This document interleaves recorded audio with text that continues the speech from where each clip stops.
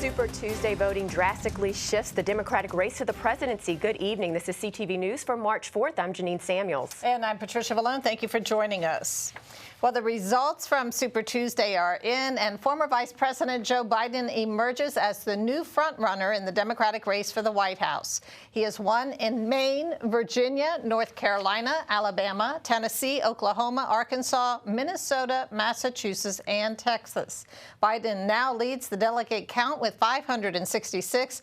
Bernie Sanders claimed his home state of Vermont, along with Utah, Colorado, and California, bringing his delegates to 501. I tell you with absolute confidence, we are going to win the Democratic nomination.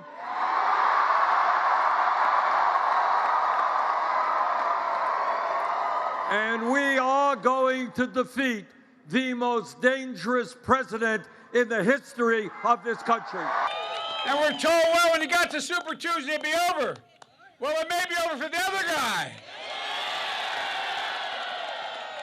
Tell that to the folks in Virginia, North Carolina, Alabama, Tennessee, Oklahoma, Arkansas, Minnesota.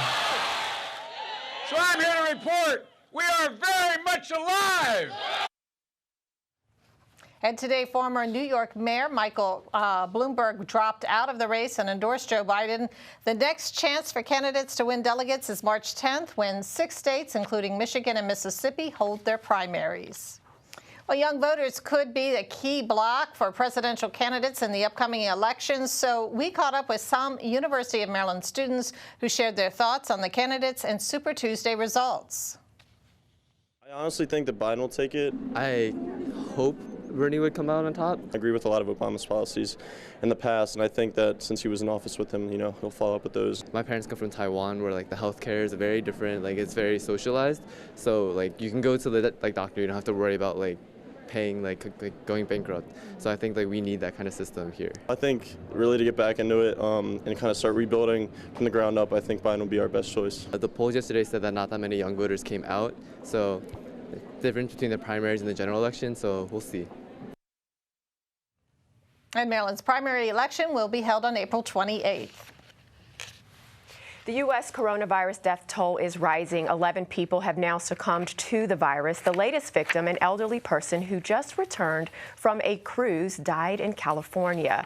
It's the first death outside of Washington state. Meantime, Maryland's Department of Health can now test for the coronavirus here in the state. Previously, samples had to be sent to the Centers for Disease Control in Atlanta. Currently, there are no confirmed cases of the virus in Maryland.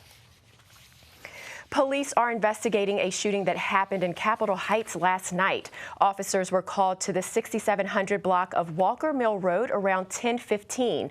When they arrived, they found one victim suffering from a graze to the leg. Another person was hurt but was not shot. At this time, no arrests have been made. Anyone with information on this incident is asked to contact police.